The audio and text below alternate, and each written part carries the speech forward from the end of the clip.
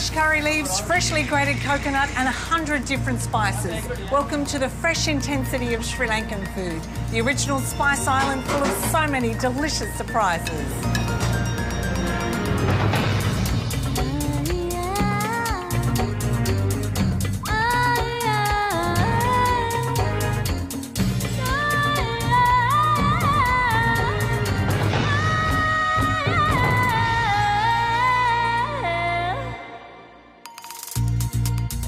Join our food safari to learn how the queen of Asian cooking in Australia makes a feast from her homeland.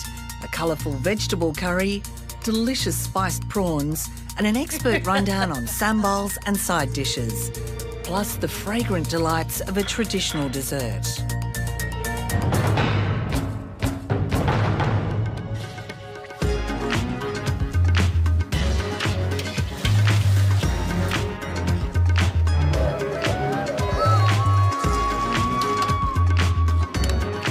Sri Lankan food is excitement, really. It's about many different flavours, from hot and sour to pepper to chilli to curry. There's incredible colours. The greens, the yellows, using your turmerics and your saffrons, and then the dark browns and the roasted and the dry curries and the wet curries, and it's endless. I think most of it has been this combination of Muslim, Tamil and Sinhalese, and that has combined to make Sri Lankan food what it is today. Green. Peter Kuravita spends most of his waking hours working in and for his Sydney waterfront restaurant Flying Fish, even doing all his produce shopping before dawn. His love of Sri Lankan food stemmed from his formidable grandmother, who presided over every meal the extended family enjoyed in their big compound in Colombo. Peter, if I'm starting a Sri Lankan pantry, what do I need? You need to come to a place like this where you can find all the different spices. The important ones are cumin seed and powder, coriander seed and powder, something called fenugreek. Fenugreek seeds are essential for Sri Lankan curry. It's cloves, cardamoms definitely, cinnamon especially, black peppercorns, chili powders, probably about between 13 and 25 different spices you should have in your pantry. And the idea is that you have them fresh. So buy small amounts. Once you've opened them, I think I wouldn't have them more than four to 6 weeks. And I bet most people have spices in their cupboards older than their children, for sure. You need to have your base flavourings, pandan and curry leaves. They go with pretty much everything. Normally they're used when you're making a curry, you throw them into the hot oil, it crackles and pops. That is the smell of Sri Lanka, isn't it? It sure is. Gorica is a really important and unusual and very uniquely Sri Lankan souring agent. It's like a little fruit that dries out and goes black. You soak it in hot water and either grind it and make a paste, or actually, if you want only a slight amount of sour flavour, you just put 1 or 2 pieces into your curry and let it sit. It's great for fish curries. That's where it's really used. Is there a lot of oil used in Sri Lankan cooking? Definitely. A lot of oil. A lot of oil. Yeah, and I think a lot of bad oils, which taste very good. I think number one is this beast here, coconut oil. That would taste good. It tastes fantastic. Everything tastes a lot richer and fattier, I guess. Yeah. And the flavour that it gives, especially when you're cooking sweets, they use it a lot. You know, and I think the Sri Lankans toss up the flavour compared to the health and always go for the flavour. I use it sparingly.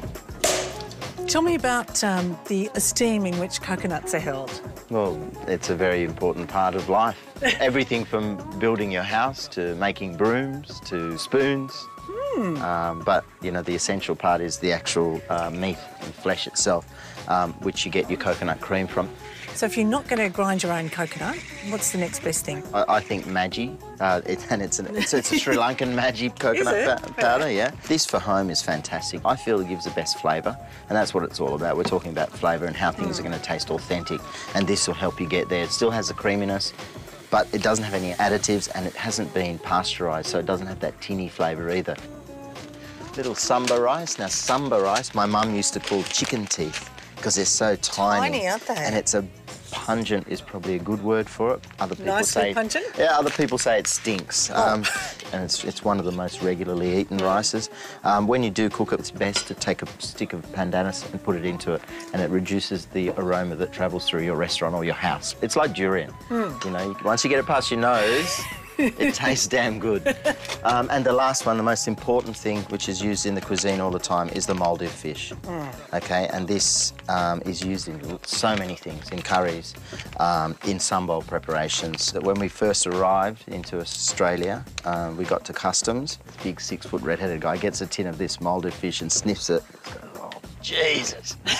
Just gave it to us. Go, go, go. So it's like, yeah, welcome to Australia. Oh, good.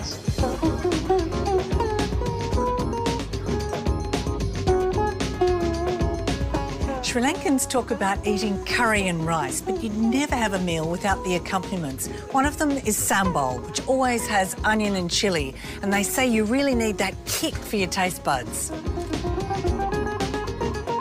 These are basically peasant cuisines that were heavily based around the starch component with a little bit of something else. And if all you had was rice and you couldn't afford meat and the veggies, well, even having a bit of chutney would make the rice go down easy. And that's why the sambals are kind of developed as well, yeah? Convenient ways of making rice taste good, if nothing else. Yeah. Paul van Rijk was born in Colombo, descended from Dutch colonists who had a significant role in Sri Lanka, or Ceylon as it was then known. As well as running a Sri Lankan catering business, he writes restaurant reviews, leads tours to his homeland and turns on a Sri Lankan banquet once a month at his local bowling club.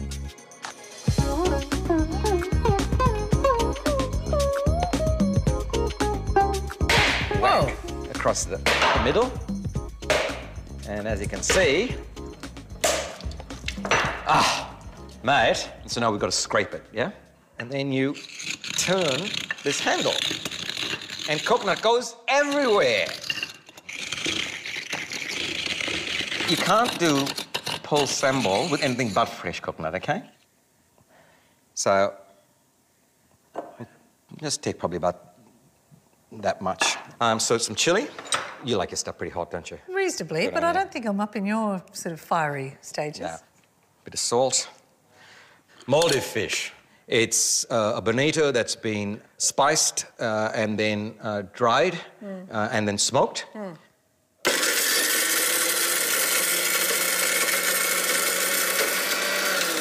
Now, I'm going to grind this fairly fine. Can you put a healthy pinch of that in? I'm going to add the onions. So that's fine eschalot. That's the fine eschalot again, and just putting some lime juice in there. Look at that colour. You know it's going to be good when the colour goes from like just pale orange to reasonably startling sunsetty, tequila sunrise type orange. Yeah. It looks so fresh. And that's it. That's your sambal. It looks fantastic. Okay, so you put it on your palm and then you go... Yeah. What do you reckon? Tangy.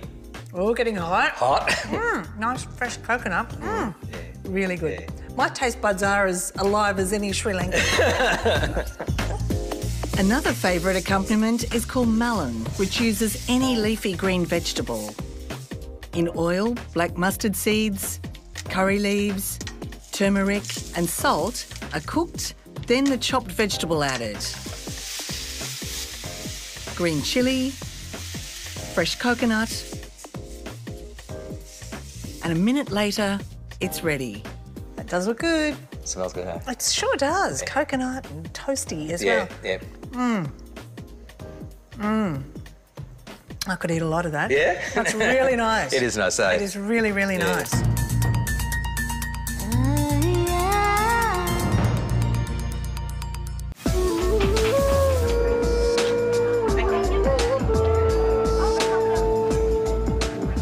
While Sri Lankans are not generally vegetarian, vegetables play a huge part in the cuisine.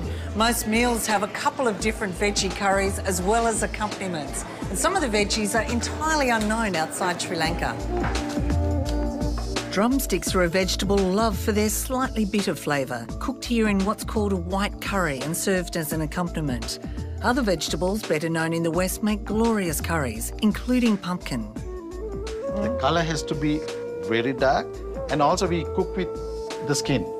Chef Sunil Ranasinghe trained in 5-star hotels in Sri Lanka, then worked around the world before coming to Australia to open 2 successful restaurants and most recently a spice store.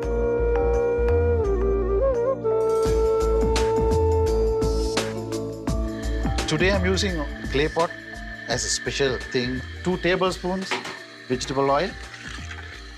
You don't cook without curry leaves. No curry leaves, no Sri Lankan cooking. And then 2 green chilies only. And 3 whole garlic, sliced. Normally, I prefer to cook with red onion. It has more flavor for me. And also, get a nice color. Fenugreek, you add very little. It has a very strong flavor. Then you add the mustard seeds, half a teaspoon. Now what I'm going to do is I'm going to mix the rest of the ingredients into the pumpkin. And just this is 1 teaspoon ground mustard, just 1 teaspoon turmeric, 2 tablespoons of Sri Lankan roasted curry powder, and 1 teaspoon chili powder, 1 spoon salt. Mix it nicely, then goes into the pot. And then the coconut milk. There's 2 cups of coconut milk. And mix it nicely. Is that all you do now?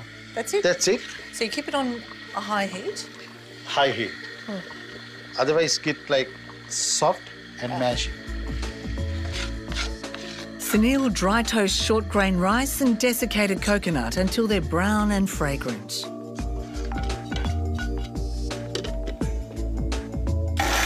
Then he blends them to a delicious toasty powder, which he adds in the final minutes of cooking to thicken and flavour the curry. Vattaka kalupura. Pumpkin with roasted coconut and rice grain.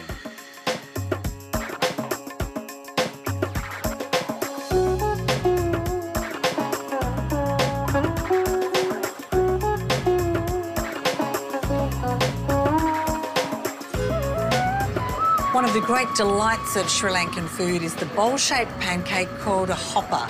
Made from rice flour, yeast and coconut milk, they're crispy on the bottom and perfect for scooping up curries.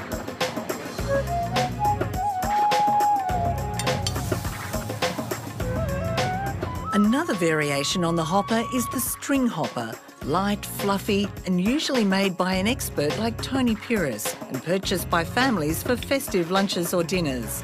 These are also used to scoop up curries.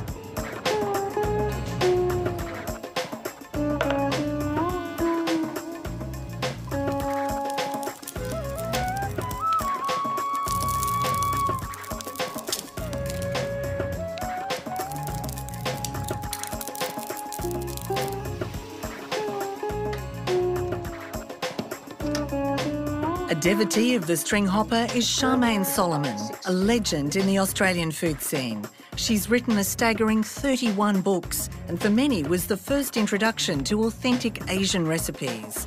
She has a large range of spice pastes and ingredients and was recently awarded the Order of the Medal of Australia for her contribution to food. Growing in her garden, there's kaffir lime, cardamom and of course a curry leaf tree, like her family grew in Sri Lanka. One of her recipes, published decades ago for chicken curry, is still a family favourite. What is really important about this meal is the string hoppers, which I'm going to serve with the curry. I'm very fond of them. Beautiful.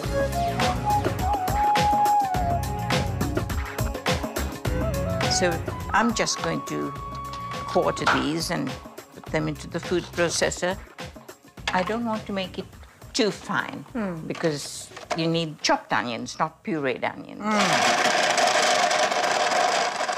See, no tears. Ghee is lovely for the flavour, but again, being a bit health conscious, I mix ghee and olive oil. What I'm going to put in first is fenugreek seeds. Fenugreek seeds are actually rather bitter, but they do thicken a curry, and I'll cook the onions in that. So you fry the onions until they're sort of transparent. So I'm going to put the garlic in here now. The ginger, finely grated. I like to put the curry leaves in at a fairly early stage, and I put them in, as you see, on the little stem, because even the stem has flavour. I put the coriander in now. Then the cumin. And then the fennel. I like things to be hot, but not so that you can't taste anything else. No fire brigade needed? No fire brigade. So I've got the chili there, but to get the color right, I add paprika. And turmeric, which is another basic spice. That's a lovely spice mix there now. Yeah, it's starting to smell really good, isn't it? A couple of tablespoons of vinegar. So I'm going to put the tomatoes in now. Now I'm going to add the lemongrass and a stick of cinnamon, pandan leaf. It goes into almost every curry. There's 6 little cardamom pods, which I've just gently bruised. And I've got to put in the salt because in hot climates like that, you perspire a lot, so you have to keep replacing the salt that you lose. And now we'll add the chicken. They're chicken cutlets, thigh cutlets, like a lamb chop or anything. It does taste better on the bone. And so you need to put the beautiful curry paste all over it? That's right. And I'll turn the heat down a bit, put the cover on, and so much liquid will come out of the chicken that you don't really need to add any water at this stage or any stage. I'd let it cook for an hour. I just put it on, set the timer for an hour, and I go and do something else. That's great. Now the chicken should be tender because it's had 40 minutes simmering. And I shall now add the coconut milk because I can't cover it once it's had the coconut milk added. And it's just about ready to serve. This is the Sri Lankan feast, Charmaine Solomon style? It is indeed. Here's a nice chicken cutlet for you. Beautiful. And one for me. Look at that sauce. And when you have string hoppers, you serve it with the coconut sambal and a vegetable curry. They call this kiri hodi, which really means milk soup. Another important side dish is scrambled eggs. Wow. Ogrulang. You just pick up a string hopper, make sure you've got some gravy of something on it. Ah, that's pretty easy. How's your curry taste? Beautiful. Good. It certainly is. Thank you. Of course. Yes. What else can I I'm say? very pleased with it too.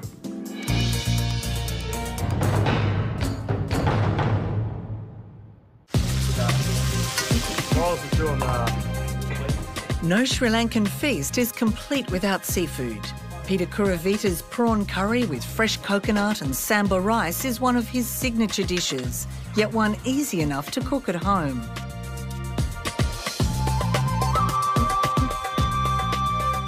So you're going to go for the coconut oil to start, are you? I will. As I said, this is purely optional, and you can see how wonderfully it melts. We want to get it quite warm to smoking point. Traditionally, you start with your curry leaves, and then we're going to put our onions and garlic in, the prawn in, fenugreek. So this is the beginning of your addition process. You've got some cardamoms, 3 or 4, some cumin powder. In this recipe, the coriander is the predominant one, so it's double the amount. A cinnamon stick adds a beautiful aroma, and you can see that now it's coating the prawns. Fish curry powder, which is a blend, and I use that as well in there, and it gives that just that little bit extra boost in the flavour. Chili powder, plenty of it, about a teaspoon there. Now I'm going to sour it a little bit with 1 piece of gorica. Turmeric, pandan, green chilli, finally finishing it off with the coconut cream.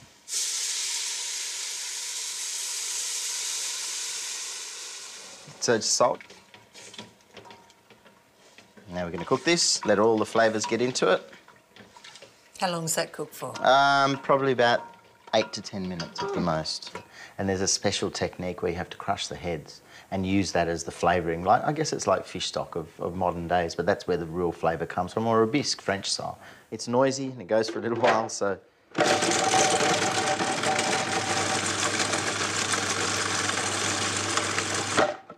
Okay, that's it. And then you can just force it through. Well, that looks delicious, Peter. Okay. That's it. And now that gets added to the coconut cream. So now we have our prawn mixture. We're going to put it in. And this will actually act as a thickening agent as well. And I don't really want to cook this too much. You don't let it boil, do you? No. And then we're nearly there. That is beautiful. Yep. If you put them together like this, when they cook, they'll actually glue together like that, and you'll be able to serve it very easily. Oh, wow. So again, That's very clever. I've never made a curry like this. so we get all of that out and we end up with pure flavour. That is very beautiful. Lovely velvety-looking sauce. Yes. Just going to heat it through so that the prawns are al dente, and then we'll serve Al dente? Al dente prawns. that's Sri Lankan for cooked perfectly. And a lid. That's it. Just a little bit of lemon juice, Maeve, so that we... So now to build this, we need a little bit of sambal. What's that, coconut? This is coconut and kangkung. Look at that. Again.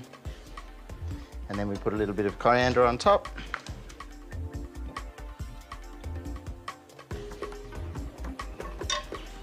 Now, it's always good to serve it with some pickles and wonderfully pungent rice. They're beautiful. Sri Lankans are renowned for their sweets, including a spiced custard called watalapan. It's originally Malaysian, but made across Sri Lanka. Deborah Solomon makes it as the perfect finish to any Asian meal. In general, Sri Lankan desserts, Well, how would you describe them? a bit over the top, actually, maybe, if you want the truth. You have to be very fond of sugar. I think they're sweet almost to extreme. I think you have to have a truly a love for the sweet.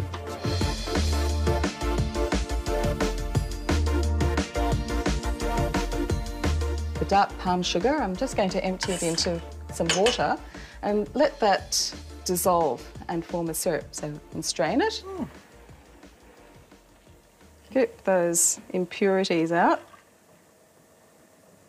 This is the mace. I'm going to put a 1/4 teaspoon of mace into the coconut milk and 1/2 teaspoon of cardamom. A little bit of the rose water, just about a tablespoon. And do check and make sure it isn't rose essence before you use it. And just fork that through. That goes into the syrup.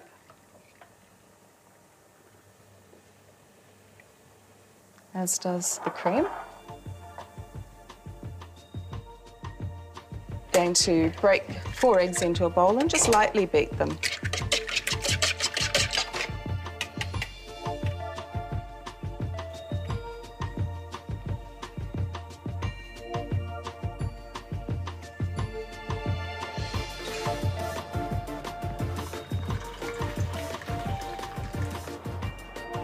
So how long do those take now? Those will take 1 hour and a quarter, Maeve, at 160. Just a little bit of palm sugar syrup, and I think it looks good and enhances that lovely flavour. Oh, it's nice and dense and silky and... I love those spices. Very nice. Tastes good to me. Gee, there's only one left. Split it with you. All right.